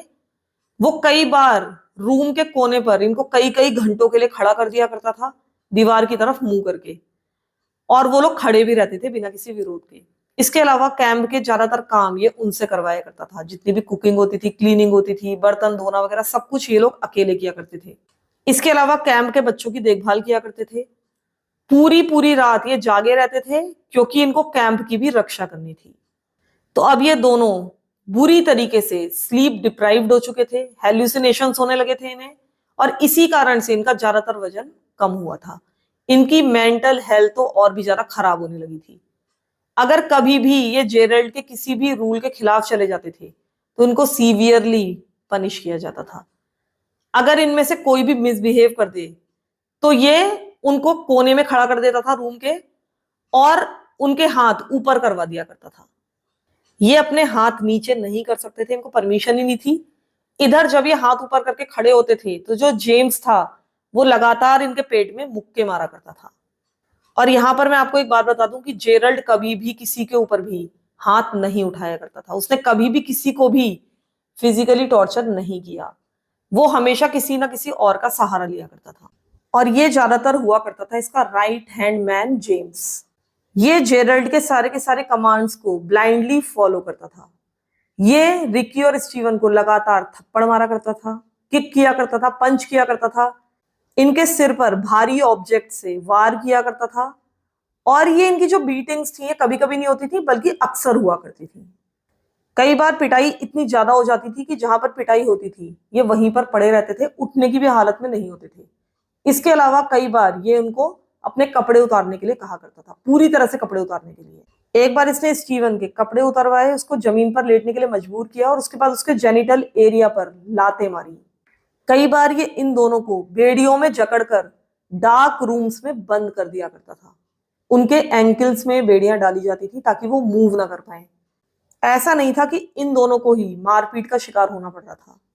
अब हम यहाँ पर बात करेंगे जेरड की टीनेज गर्लफ्रेंड का, जिसका नाम था जेनिफर। ऐसा बताया जाता है कि इसके ऊपर हाथ उठाया करता था जेरल्ड खुद। अगर जेनिफर, उसको लगता था कि आउट ऑफ द लाइन जा रही है, थोड़ा सा भी उसके रूल्स को फॉलो नहीं कर रही है, तो वो उसको कोड़े मारना शुरू कर देता था। और ये कोड़े कई बार उसके सिर पर मारे जाते थे और कई बार छड़ी मारी जाती थी उसके सिर के ऊपर। और ये कई बार 100 बार से भी ज्यादा बार मारी जाती थी। और इससे ऑब्वियसली जेनिफर की हालत बहुत ही ज्यादा खराब हो जाती थी। ये इसी तरीके का कुछ अत्याचार था जो कि जेरल्ड ने खुद अपनी माँ, या हम कह सकते हैं कि अपनी नानी से सहा था। शायद वो इसी का बदला दूसरों से ले रहा था। वो कई बार इसको मारने की धमकी दे चुका था, जान से मारने की। ये इसके मुंह में गन डाल देता था और कहता था कि अगर तुम्हें मेरे साथ नहीं रहना है तो तुम्हें मरना पड़ेगा। जेरल्ड की जो दूसरी वाइफ थी यानी कि रोजमेरी, उसकी भी पिटाई की जाती थी, लेकिन यूजुअली उसकी पिटाई उसका एक्स बॉयफ्रेंड यानी कि जेम्स करता था। ये भी उसके मुंह में राइफल डाल के उससे कहा करता था कि तुम्हें मार दिया जाएगा अगर तुम यहां से भागने की कोशिश करोगी। लेकिन एक बार रोजमेरी ने ट्राई किया और वहां से भाग गई। लेकिन पता नहीं कैसे ये लोग पीछा करके उसको वापस लेकर आए, उसको बुरी तरीके से पीटा। और उसके बाद जेरल्ड ने इससे कहा कि अगर तुम कभी भी यहां से भागने की कोशिश करोगी तो तुम्हारा सिर में काटकर एक ट्रॉफी की तरह इस कैंप में सजा दूंगा। उसके बाद सारी चीजें पुराने ढर्रे पर ही चलती रही। लेकिन अब शायद जेरल्ड इस तरह की मारपीट से बोर हो चुका था, तो अब उसने अपने पनिशमेंट्स को थोड़ा सा एस्केलेट करने का डिसीजन लिया। अब ये जो नए पनिशमेंट्स थे ये थे इलेक्ट्रिक शॉक ट्रीटमेंट। उसने स्टन गन खरीद ली थी। उसके बाद वो जेम्स को कहता था कि तुम्हें रिकी और स्टीवन को टेजर गन से मारना है। ये लोग टेजर गन से इस पर वार किया करते थे, साथ ही जेनिफर पर भी वार किया करते थे। लेकिन उसके बाद जेरल्ड को एक नई चीज मिली जो कि थी इलेक्ट्रिक कॉर्ड ट्रीटमेंट। ये एक एक्सटेंशन कॉर्ड थी यानी कि एक इलेक्ट्रिक वायर थी जिसको दो हिस्सों में काटकर उसके इलेक्ट्रिकल वायर्स बाहर निकाल लिए गए थे। और ये ज्यादातर ये जो पनिशमेंट था ये स्टीवन को ही मिलता था, पता नहीं क्यों, लेकिन ज्यादातर ये जो इस तार से शॉक लगाया जाता था ये स्टीवन को ही लगाया जाता था। शायद वो स्टीवन से ज्यादा चिढ़ता था। वो इलेक्ट्रिक वायर्स बाहर निकाल के स्टीवन के जो टोज होते हैं, जो पैर की उंगलियां होती हैं, उनके बीच में टेप से अच्छी तरीके से स्टिक कर दिया करता था। और कई सारे टोज के बीच में एक साथ इन वायर्स को डाला जाता था। उसके बाद उसको जब भी स्टीवन को शॉक देना होता था अगला सिरा वो सॉकेट में डालता था और डायरेक्टली इसको शॉक दिया करता था। अब आप समझ ही सकते हैं कि कितना पावरफुल झटका उसको लगता होगा, क्योंकि नंगे तार से उसको झटका लगाया जा रहा था। स्टीवन तुरंत ही जर्क करना शुरू कर देता था, रोल करने लगता था जमीन पर, बहुत बुरी तरीके से चीखने लगता था, रोने लगता था। लेकिन जेरल्ड को ये सारी चीजें बहुत ज्यादा हिलेरियस, बहुत ज्यादा फनी लगती थी और ये करने में उसको मजा आने लगा था। एक तरह से उसका एंटरटेनमेंट होने लगा था उससे। तो अब वो स्टीवन के साथ बार बार ये करने लगा। अब वो क्या करता था कि स्टीवन जब घर का काम कर रहा होता था, जैसे कि पोछा लगाना, झाड़ू लगाना, बर्तन धोना, उस समय भी वो इन वायर्स को कई बार अक्सर ही पहने रहता था। और जब भी जेरल्ड का मन करता था वो काम करने के दौरान ही दूसरा सिरा सॉकेट में डालकर इसको कभी भी झटका दे दिया करता था। और स्टीवन की उसी समय बहुत ही बुरी हालत हो जाती थी, बहुत ही स्ट्रांग उसको झटके लगते थे। लेकिन जैसा कि मैंने बताया कि जेरल्ड को तो इसमें मजा आ रहा था। ये पनिशमेंट इतनी बार दिया गया कि स्टीवन के जो टोस थे वो जल गए थे पूरी तरह से और साथ ही उनमें इन्फेक्शन भी हो गया था। स्टीवन का पूरा पैर काला पड़ चुका था। लेकिन जेरल्ड तो एक एग्जाम्पल सेट कर रहा था बाकी के सारे कल्ट मेंबर्स के लिए कि मेरे खिलाफ कभी भी नहीं जाना है। बाकी जितने भी कल्ट मेंबर्स थे वो डर के कारण पूरी तरह से जेरल्ड की बातों का पालन करते थे। उनको भी ये डर था कि उनको भी कभी भी स्टीवन और रिकी की तरह पनिश किया जा सकता है। वो इस तरह की पनिशमेंट सहन करने के लिए तैयार नहीं थे। लेकिन धीरे धीरे कुछ और कल्ट मेंबर्स के साथ भी ये होना शुरू हो गया था। ये एक नई कंट्रोल टैक्टिक थी जेरल्ड की, और इसको वो कहता था व्हील ऑफ पनिशमेंट। जैसे कि व्हील ऑफ फॉर्च्यून होता है जिसमें हम स्पिन करते हैं व्हील को और कोई ना कोई इनाम निकलता है, वैसे ही एक व्हील बनाया गया था जिसमें बहुत सारे पनिशमेंट्स लिखे हुए थे। लेकिन ये किसी स्टैंड में लगा हुआ नहीं था, बल्कि ये सिर्फ एक व्हील था गोल। इसको हवा में उछालना होता था और उसके बाद अपनी 2 उंगलियों से, यानी कि उंगली और अंगूठे से पकड़ना होता था। और जहां से वो इस व्हील को पकड़ते थे हवा से वापस, तो जहां से उनकी उंगली और अंगूठे ने उसको पकड़ा होता था वही वाला पनिशमेंट इनको मिलता था। सबसे पहले ये जो पनिशमेंट्स थे ये छोटे मोटे पनिशमेंट्स थे, बहुत ही माइल्ड थे। और ये माइल्ड पनिशमेंट्स भी कुछ कम नहीं थे। इन मेंबर्स को कई बार इन पनिशमेंट के तौर पर फर्श से उठाकर खाना खाना पड़ता था। कई बार वो उनको पूरी तरह से नेकेट करके ह्यूमिलिएट किया करता था, एम्बेरस किया करता था। और धीरे धीरे ये जो पनिशमेंट्स थे ये सेक्स में बदल चुके थे। एक बार रिकी को इन लोगों ने फोर्स किया कि अपने सारे कपड़े उतारो पूरे ग्रुप के सामने, और दूसरे कल्ट मेंबर को मजबूर किया गया कि वो सबके सामने इसको सोडोमाइज करे। इसके अलावा जेरल्ड बाकी कल्ट मेंबर्स को मजबूर करता था कि एक दूसरे के साथ संबंध बनाएं, और ज्यादातर ये जो संबंध होते थे ये सेम जेंडर के बीच में बनवाए जाते थे। ये अपने कल्ट मेंबर्स से डेली जर्नल्स भरवाया करता था। इसमें कहता था कि तुम अपने सबसे बड़े डर के बारे में लिखो, अपने नाइटमेयर्स के बारे में लिखो। और वो इनके बारे में क्यों जानना चाहता था? क्योंकि इसके बाद ये इन डरों को, इन नाइटमेयर्स को इनके खिलाफ ही यूज करने वाला था। ये इसके द्वारा इनको साइकोलॉजिकल टॉर्चर करने वाला था। जब ये कल्ट मेंबर्स अपने अपने जर्नल्स फिल कर देते थे तो इनको उसको साइन करना होता था, और साइन करना होता था ब्लडी फिंगरप्रिंट से, यानी कि अपनी उंगलियां अंगूठा काटते थे और वहां पर नीचे अपना ब्लड लगाते थे फिंगरप्रिंट के रूप में। जेरल्ड इसको एक ब्लड ओथ कहा करता था। ये कहता था कि अगर तुमने ये ओथ ले ली तो तुम इसको पालन करने के लिए मजबूर हो। अगर तुमने कभी भी इस ब्लड ओथ को तोड़ा तो तुम्हें कर्स मिलेगा, तुम्हें शाप मिलेगा और जिंदगी भर का टॉर्चर सहना पड़ेगा। अब ये जो टॉर्चर था ये और ज्यादा बढ़ता चला गया, कुछ और महीनों तक होता रहा। स्टीवन को सबसे ज्यादा पनिशमेंट मिल रहा था, और अब स्टीवन की अति हो चुकी थी। वो यहाँ पर रहना नहीं चाहता था, असल में वो रहना ही नहीं चाहता था, यानी कि अपनी खुद की जान लेना चाहता था। एक दिन वो बाहर गया अपनी मोटर बाइक से। हालांकि यह बहुत ही आश्चर्य की बात है मेरे लिए कि इसने अभी भी अपनी मोटर बाइक्स वगैरह यूज करने की परमिशन इनको दे रखी थी, लेकिन जो भी रीजन हो वो अपनी मोटर बाइक से उस दिन बाहर गया। वो बहुत ही ज्यादा फास्ट और बहुत ही लापरवाही से जानबूझकर गाड़ी चला रहा था, बहुत ही डेंजरस तरीके से। उसके बाद उसने एक जोरदार टक्कर पूरी फुल स्पीड में अपनी बाइक से वॉल पर मार दी। वो अपनी खुद की जान ले रहा था, लेकिन वो इस एक्सीडेंट से सरवाइव कर गया। हालांकि उसकी बहुत ही ज्यादा बुरी हालत हो गई थी, पता नहीं कैसे वो बच गया। जब वो हॉस्पिटल पहुंचा तो उसकी मल्टीपल ब्रोकन रिब्स थी, ब्रेस्ट बोन टूट चुकी थी, स्प्लीन पंचर हो चुकी थी, हेड ट्रॉमा हो चुका था। लेकिन इसके बावजूद भी वो बच चुका था। हॉस्पिटल से वो सीधा अपने पेरेंट्स के घर पर गया, लेकिन वहां जाकर उसने एक बार फिर से अपनी जान लेने की कोशिश की। फिर उसको एक साइकेट्रिक काउंसलिंग के लिए रेफर किया गया, और फाइनली उसको वो हेल्प मिली जो पहले मिल जानी चाहिए थी शायद। स्टीवन फाइनली पूरी तरह से इस कल्ट से बाहर आने में कामयाब रहा। वो कभी भी उसके बाद उस कल्ट की तरफ लौट कर नहीं गया, और ऐसा बताया जाता है कि उसी दौरान कुछ और कल्ट मेंबर्स ने भी उस कल्ट से बाहर निकलना शुरू कर दिया था। और यह भी बताया जाता है कि जेरल्ड की वाइफ रोजमेरी भी उसी दौरान उस कल्ट से बाहर निकल गई थी, वो वहां से भाग गई थी। और धीरे धीरे बहुत सारे लोग तेजी से यहां से निकलने लगे। अब पहले तो इस कल्ट के जो मेंबर्स थे वो 50+ हो चुके थे, लेकिन अब 50 से बहुत ही कम मेंबर इसके कल्ट में रह गए थे। जेरल्ड को साफ पता चल रहा था कि वो अपना कंट्रोल लूज कर रहा है, और शायद यहां से उसको चीजें सुधारने की कोशिश करनी चाहिए थी, लेकिन उसने ऐसा कुछ नहीं किया।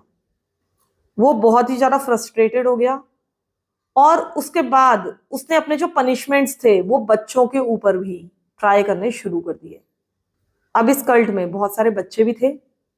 जो जेरल्ड की गर्लफ्रेंड थी जेनिफर, जो पहले 16 इयर्स ओल्ड में उसके कल्ट में शामिल होने आई थी, उसने जेरल्ड के 2 बच्चों को जन्म दिया था और अभी फिलहाल वो 18 इयर्स ओल्ड थी और उसके तीसरे बच्चे से प्रेग्नेंट थी। जिस समय जेनिफर प्रेग्नेंट भी थी तब भी जेरल्ड लगातार उसको पीटा करता था। वो उसको जमीन पर लिटा दिया करता था, धक्का मार के गिरा दिया करता था। उसके बाद उसके पेट पर लाते मारा करता था, उसके पैरों के बीच में लाते मारा करता था और कई बार सीवियर ब्लीडिंग होने लगती थी। लेकिन उसके बाद जेनिफर किसी तरीके से इस कल्ट से भागने में कामयाब रही और वो एक वीमेंस शेल्टर में पहुंच गई। लेकिन पता नहीं क्यों कुछ ही दिनों के बाद वो वापस कल्ट चली गई। शायद जेरल्ड ने जो उसको जान से मारने की धमकियां दी थी उससे वो बहुत ज्यादा डरी हुई थी। जब वो वापस लौटकर कल्ट में पहुंची उसके बाद जेरल्ड ने डिसाइड किया कि वो इनकी खुद की एक बेटी को अब एब्यूज करना शुरू कर देगा। इसका असली नाम, इस बच्चे का असली नाम हमें पता नहीं है, इसे हम बेबी ए कहकर बुलाएंगे। अब जो बेबी ए थी वो केवल 6 मंथ्स ओल्ड थी। जेरल्ड बेबी ए को एक डार्क रूम में बंद कर दिया करता था, लॉक कर दिया करता था, कई कई घंटों के लिए उसको पूरी तरह से आइसोलेट करता था। जेनिफर को ये परमिशन थी कि हर 6 घंटे के बाद ये उस कमरे में जाकर उसको फीड करा पाए, उसके कपड़े चेंज करे या थोड़ा बहुत उसको पकड़ ले। उसके बाद दोबारा से उस बच्चे को अंदर बंद कर दिया जाता था। जेरल्ड कई बार फ्लाई स्वेटर, जो मक्खियां उड़ाने वाला स्वेटर होता है, इससे बेबी ए को हिट किया करता था। उसको अक्सर वो सिर पर ही हिट किया करता था जब तक कि वो बहुत तेज चीख चिल्लाकर रोना शुरू ना कर दे। अगर जेनिफर विरोध करती थी तो उसको बुरी तरीके से पीटा जाता था। जेरल्ड को ये सारी चीजें बहुत ज्यादा एंटरटेनिंग लगती थी। कई बार जब बेबी ये सो रही होती थी तो जेम्स, जहां पर बच्चा सो रहा होता था, उसके कमरे में जाकर चीखने लगता था क्योंकि जेरल्ड ने उसे ऐसा करने के लिए कहा होता था। इससे बच्चा जग जाता था, बहुत ज्यादा डर जाता था और उसकी हालत खराब हो जाती थी फियर और पैनिक से। और ये चीज जेरल्ड और जेम्स को बहुत ज्यादा हिलेरियस लगती थी, फनी लगती थी और ये अक्सर ऐसा किया करते थे। कई बार वो ऐसा करते हुए खुद को रिकॉर्ड किया करते थे, यानी वीडियोस बनाया करते थे और बाद में अपने एंटरटेनमेंट के लिए इसको देखा करते थे। आगे इन्होंने जो किया वो और ज्यादा डिस्गस्टिंग है। कुछ महीनों के बाद जब बेबी ए थोड़ी सी बड़ी हो गई थी, 1-1.5 साल की, तो अब उसको सीखना था कि चलना कैसे है। तो जेरल्ड ने जेम्स को इंस्ट्रक्ट किया कि वो एक ऐसा ऑब्जेक्ट बनाए जिसका नाम इसने रखा द रैक। अब ये जो द रैक नाम की चीज थी, वो एक वुडन सस्पेंशन डिवाइस थी जिसमें ये बेबी ए को बांध दिया करते थे। उसकी बाहों से इसको बांध दिया जाता था। उसके बाद इस डिवाइस को हवा में लटका दिया जाता था, यानी कि उस डिवाइस से अटैच होके बेबी ए अपनी बाहों के सहारे हवा में झूलती रहती थी, यानी कि उसका सारा का सारा बोझ उसकी बाहों में आ जाता था और वो इसी तरीके से बहुत बहुत देर के लिए लटका दी जाती थी। इसके बाद जेरल्ड बड़े बड़े जार्स में पानी भर के बेबी ए के पैरों में बांध देता था। इससे बेबी ए का वजन और ज्यादा बढ़ जाता होगा, लेकिन उसको कई घंटों के लिए ऐसे ही लटका दिया जाता था और वो ये कहता था कि ऐसा करने के पीछे उसका मकसद ये है कि वो इस बेबी ए के पैरों को सीधा करना चाहता है ताकि वो अच्छी तरीके से चले। हालांकि उसके पैर ऑलरेडी सीधे थे, लेकिन शायद वो समय से पहले ही उसको चलाने के लिए उसके पैर सीधे करना चाहता था। मुझे तो बस ये लगता है कि उसको इस तरह की हरकतें करने में मजा आता था। साथ ही ये भी बताया जाता है कि जब बेबी ए वहां पर लटकी होती थी तो जेरल्ड उसकी पिटाई भी किया करता था ताकि वो अपने पैर हिलाए। पैर ऊपर नीचे जाते थे और उसके साथ ही वो जो जार्स थे जो इतने भारी थे वो भी बेबी ए को हिलाने पड़ते थे, जो कि उसके लिए बहुत ही मुश्किल काम होता था। बेबी ए जब क्रॉल करती थी, यानी कि घुटने घुटने चलती थी, तो ये उसके पैरों पर बहुत सारे वेट्स बांध दिया करता था ताकि उसको क्रॉल करने में दिक्कत हो, वो खींच खींच कर अपना पैर किसी तरीके से चलती थी। इसके अलावा बेबी ए को भी पनिशमेंट दिए जाते थे, आइस कोल्ड बाथ्स दिए जाते थे और भी जो पिटाई वगैरह थी वो तो चल ही रही थी। जेरल्ड को शायद ऐसा लग रहा था कि बेबी ए की ग्रोथ उतनी जल्दी नहीं हो रही है जितना वो चाहता है। बच्चे का अपने हिसाब से विकास होगा, लेकिन वो चाहता था कि सब कुछ उसके हिसाब से हो। वो कई बार उसको एक क्लैपिंग देता था। अब क्लैपिंग क्या है? तो क्लैपिंग ये है कि वो ओपन हैंडेड स्लैप मारा करता था, जितनी जोर से मार सकता था उतनी जोर से घुमाकर उसके चेहरे पर थप्पड़ी थप्पड़ मारा करता था और ये ज्यादातर थप्पड़ बेबी ए के सिर पर मारे जाते थे और इसी कारण से उसके सिर के दोनों ओर बहुत सारे नील पड़ चुके थे। उसके गालों पर, उसके कानों पर और उसके सिर पर पूरे नील ही नील पड़े हुए थे, जो कि परमानेंट ही हो गए थे, क्योंकि लगातार ही वो मार खाती रहती थी। यहां तक कि बेबी ए भी इससे बहुत ज्यादा डरने लगी थी। जब भी ये बेबी ए से कहता था, do you want a clapping, तो बेबी ए जो कुछ भी कर रही होती थी सब छोड़ देती थी, जमीन पर गिर जाती थी और अपना सिर अपने हाथों से कवर कर लेती थी, अपना मुंह छुपा लेती थी। तो उसकी इंस्टिंक्ट भी जानती थी कि ये आदमी क्या कर रहा है और इसके साथ क्या होने वाला है। लेकिन ऐसा भी बताया जाता है कि कहीं ना कहीं ये बेबी ए को सेक्स कर रहा था। इसके बारे में बहुत सारे डिटेल्स कभी भी रिलीज नहीं किए गए, तो इससे ज्यादा मैं आपको कुछ भी नहीं बता सकती। लेकिन ऐसा बताया जाता है कि ये और बच्चों को भी इसी तरीके से कर रहा था, कल्ट के बाकी बच्चों को। जेरल्ड खुलेआम ये सब कुछ कर रहा था, सारे ही कल्ट मेंबर्स के साथ इतना मिसबिहेव कर रहा था, बच्चों को मिसबिहेव कर रहा था। लेकिन पता नहीं कैसे किसी को कुछ भी पता नहीं था, अथॉरिटीज का कोई भी इन्वॉल्वमेंट अभी तक था ही नहीं। लेकिन जितने भी ट्रेलर पार्क में रहने वाले बाकी लोग थे जो कल्ट का हिस्सा नहीं थे, वो सब कुछ देख रहे थे। उनको ऐसा लग रहा था कि इस कल्ट में, इस ग्रुप में कुछ ना कुछ गड़बड़ है। इनमें से कुछ लोगों ने पुलिस को रिपोर्ट भी किया, यहां तक कि पुलिस के पास भी बहुत सारे र्यूमर्स फैले हुए थे कि इस कल्ट में, यहाँ पर एक कल्ट चल रही है और उस कल्ट में कुछ गड़बड़ एक्टिविटीज चल रही हैं। लेकिन उसके बाद भी उन्होंने कुछ भी करने का कष्ट नहीं उठाया। जब भी कोई भी रिपोर्ट आती थी वो कहते थे कि हमें तो विश्वास ही नहीं है, तुम झूठ बोल रहे हो। यानी कि पुलिस को कुछ करना ही नहीं था, उनका कुछ करने का मन ही नहीं था, नहीं तो उनको पता था कहीं ना कहीं कि वहां पर क्या चल रहा है। उसके बाद हर एक कल्ट लीडर की तरह अब इसने भी अपने कल्ट फॉलोअर्स को कहना शुरू कर दिया कि दुनिया खत्म होने वाली है और डूम्सडे आने वाला है, इसके लिए तुम्हें प्रिपेयर हो जाना चाहिए। उसने ये कहना भी शुरू कर दिया कि सोसाइटी का अंत आने वाला है, गवर्नमेंट खत्म होने वाली है और उसके लिए हमें बहुत सारे प्रिपरेशंस कर लेने चाहिए। उसके बाद उसने बहुत सारे वेपन्स, गन्स, नाइफ्स, एक्सप्लोसिव्स ये सब कुछ इकट्ठा करना शुरू कर दिया। उसने बम बनाने का मटेरियल इकट्ठा करना शुरू कर दिया, इंस्ट्रक्शंस, मैनुअल्स लाने लगा कि किस तरीके से बम बनाया जाता है। अब उस समय यूट्यूब वगैरह तो था नहीं कि वो ये सब कुछ देख सकता, तो वो इन सारी चीजों को बाहर से इकट्ठा कर रहा था। अब इसकी एक कल्ट, एक बहुत ही डेंजरस ऑर्गेनाइजेशन बनती जा रही थी। अब वहां पर बहुत ही अजीब से क्रिमिनल टाइप के काम होने लगे थे। अब इन लोगों ने अपने लोकल नेबर्स जो कि ट्रेलर पार्क में रहते थे, उनके घर में डाका डालना शुरू कर दिया था, चोरियां करनी शुरू कर दी थी। चोरी करने के बाद ये अंदर नोट्स वगैरह छोड़कर आते थे कि हम वापस आएंगे तुम्हारी हत्या करने के लिए। अब जो पूरी की पूरी कम्युनिटी वहां पर रहती थी ट्रेलर पार्क में, वो बहुत ज्यादा डर चुके थे। लेकिन पुलिस वालों ने कभी भी, अगर कंप्लेंट्स आई भी, तो कल्ट से इसको लिंक नहीं किया। अब क्योंकि पुलिस वालों ने कभी भी कल्ट से आकर पूछताछ नहीं की, कभी भी जांच पड़ताल नहीं की, तलाशी नहीं ली, तो अब जेरल्ड और उसके कल्ट मेंबर्स एकदम निश्चिंत हो गए थे। उनको पता था कि उनके खिलाफ कोई भी एक्शन नहीं होने वाला है, कम से कम उनको ऐसा ही लगता था। उसके बाद इन्होंने इन चीजों को और ज्यादा डाउनग्रेड करना शुरू कर दिया।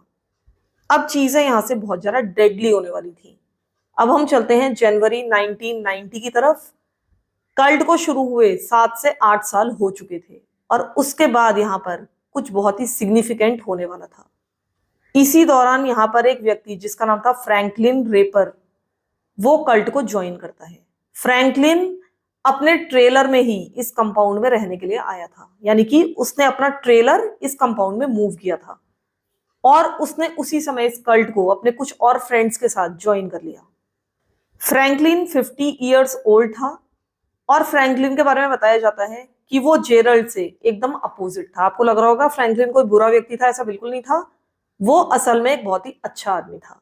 पता नहीं क्यों उसने कल्ट को ज्वाइन किया, लेकिन उसके कुछ ना कुछ अच्छे इंटेंशंस रहे होंगे। उसे ऐसा लगा होगा कि ये जो कल्ट है ये लोगों की हेल्प कर रही है, जो होमलेस लोग हैं उसको इसने शरण दी है, उनको खाना खिला रही है, तो उनके अच्छे इंटेंशन रहे होंगे।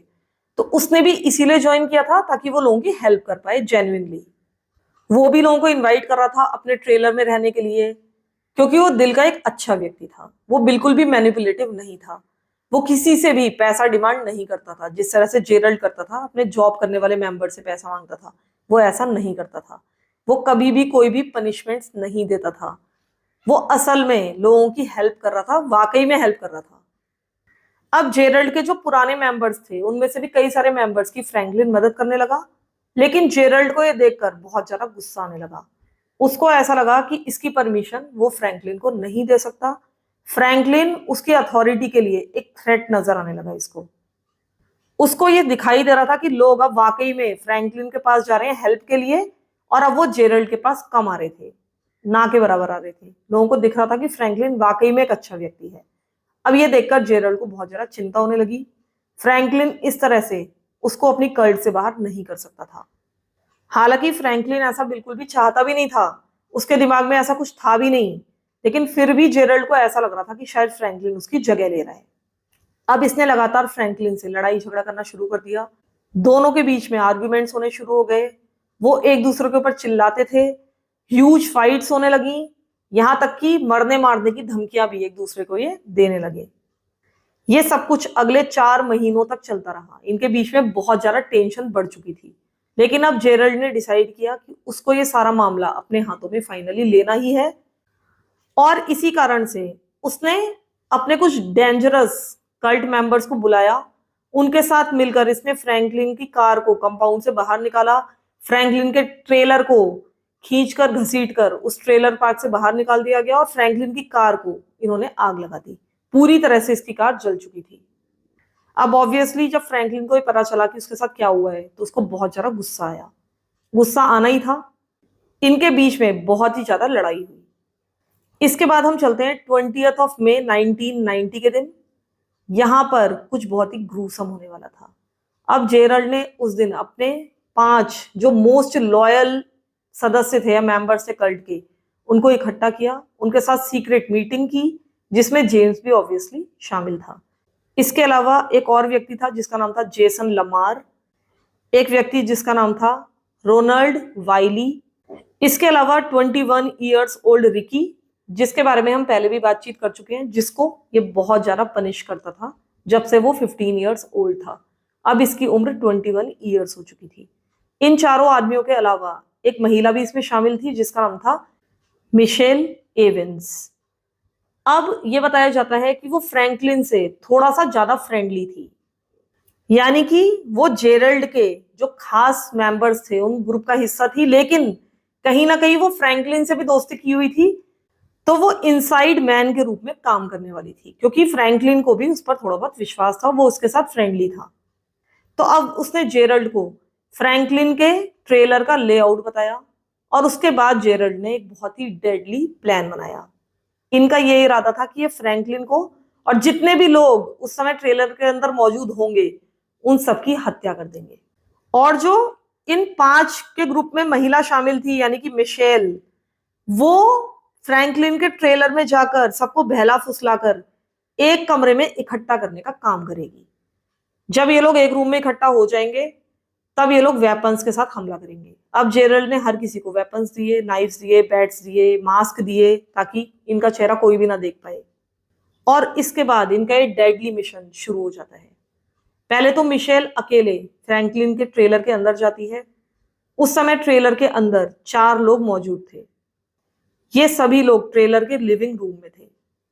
ये जो 4 लोग अंदर मौजूद थे उनका नाम था फ्रैंकलिन, एक दूसरा व्यक्ति जिसका नाम था डेनिस काउएल, एक दूसरा व्यक्ति जिसका नाम था रिचर्ड रिची, और एक महिला जिसका नाम था डार्लिन पेरिस। ये सभी लोग लिविंग रूम में बैठे हुए थे। इन सबको लिविंग रूम में इकट्ठा करने का काम किया था मिशेल ने। और उसी समय इस ट्रेलर के अंदर एंटर करते हैं जेरल्ड और उसके बाकी के साथी। अब ये लोग सीधे ही अंदर घुसते ही बिना सोचने का मौका दिए ही अटैक करना शुरू कर देते हैं। आगे जो कुछ भी हुआ वो बहुत ज्यादा क्विक था और बहुत ज्यादा केओटिक था। जेरल्ड सीधा फ्रैंकलिन के पास जाता है और उसके सिर पर लगातार वार करने शुरू कर देता है। जो डार्लिन नाम की महिला अंदर मौजूद थी वो चीखने लगती है, ओ गॉड ओ गॉड। वो अपनी जान की भीख मांग रही थी जेरल्ड के सामने। लेकिन इसके बाद जेरल्ड ने रिकी से कहा कि इसका मुंह बंद करो। इसके बाद रिकी ने एक बैट उठाया और डार्लिन को बुरी तरीके से पीटना शुरू कर दिया। इधर जो जेम्स था, जो कि जेरल्ड का राइट हैंड मैन था, वो जैसे ही ट्रेलर के अंदर घुसा था उसने सीधा डेनिस के ऊपर अटैक करना शुरू किया था। उसके हाथ में एक चाकू था। इसके अलावा जो जेसन था उसने भी फ्रैंकलिन के ऊपर हमला किया था, और उसने फ्रैंकलिन के हाथ को तोड़ दिया था एक पिस्टल की मदद से। उसके बाद उसी पिस्टल से वो उसके सिर पर लगातार वार कर रहा था। इधर जो जेरल्ड था वो लगातार फ्रैंकलिन के फेस पर वार कर रहा था। इतना ज्यादा उसके चेहरे पर उसने घूंसे मारे थे कि फ्रैंकलिन के सारे दांत एक एक करके टूट टूट कर बाहर आने लगे थे। हर जगह ब्लडी ब्लड फैला हुआ था। ये एक बहुत ही ब्रूटल, एक बहुत ही फ्रेंटिक अटैक था। इन लोगों ने ट्रेलर की बिजली भी काट दी, वहां पर पूरी तरह से अंधेरा हो गया, और इसके अलावा इन्होंने मास्क भी, जैसे कि मैंने बताया, कि पहने हुए थे। वहां पर ऐसा लग रहा था कि जैसे कोई हॉरर मूवी का सीन चल रहा हो। जैसे कि मैंने आपको बताया कि 21 ईयर्स ओल्ड रिकी डार्लिन के ऊपर बैट से अटैक कर रहा था। वो उसको कई बार बैट से मार चुका था, लेकिन उसके बाद भी वो बुरी तरीके से चीख रही थी, वो उसको चुप नहीं करा पा रहा था। तो अब जेरल्ड ने रिकी से कहा कि तुम इसका गला काट दो, और रिकी ने वही किया जो कि उससे करने के लिए कहा गया था। उसने अपना चाकू बाहर निकाला, उसने डार्लिन के बालों को अपनी मुट्ठी में पकड़ा, उसका सिर ऊपर उठाया और सीधे उसका गला काट दिया। वो एक झटके में उसका गला नहीं काटता है, बल्कि उसके गले को रेतने लगता है। इतना ज्यादा उसके गले को रेतता है कि वो पीछे बोन को हिट कर जाता है। बेसिकली उसने करीब करीब इसके सिर को उसके धड़ से अलग ही कर दिया था। इधर इस पॉइंट पर जो फोर्थ विक्टिम था इनकी, रिचर्ड, वो ट्रेलर से बाहर भाग गया था, लेकिन जेरल्ड ने कहा कि तुम इसके पीछे जाओ। ऐसा ही उसके एक फॉलोअर ने किया, वो बाहर गया और ट्रेलर के बाहर ही चाकू घोप घोप कर उसकी हत्या कर दी गई। और ऐसा नहीं है कि बाहर उस समय कोई नहीं था, उस समय बाकी कुछ लोग, भले ही रात का समय था, लेकिन वो लोग इस सारी चीजों को विटनेस कर रहे थे, जो बाकी के अड़ोसी पड़ोसी थे। उनके सामने ही इस व्यक्ति को मारा गया था। इसके बाद लोगों ने अथॉरिटीज को कॉल कर दिया, लेकिन तब तक काफी देर हो चुकी थी। जो कुछ भी हुआ था वो कुछ ही मिनट्स में होकर खत्म भी हो गया था। चारों के चारों विक्टिम्स की जान जा चुकी थी। इनकी चारों की जान लेने के बाद ये सारे के सारे जो अटैकर्स थे वो वहां से भाग चुके थे। बाद में रोनाल्ड ने, यानी कि जो कि जेरल्ड के साथ अटैकर था, उसने जेरल्ड को बताया कि मुझे ऐसा लगता है कि कोई हमें देख रहा था, मैंने देखा था कि कोई हमें विटनेस कर रहा है इन सारे लोगों के ऊपर अटैक करते हुए। अब जेरल्ड को बहुत ज्यादा गुस्सा आया। उसने कहा कि अगर तुम्हें ऐसा लगता है कि उस ट्रेलर में कोई और मौजूद था या कोई हमको विटनेस कर रहा था, तो तुमने उसको मारा क्यों नहीं। खैर, अटैक खत्म होने के कुछ मिनट्स के बाद ही वहां पर पुलिस आ चुकी थी।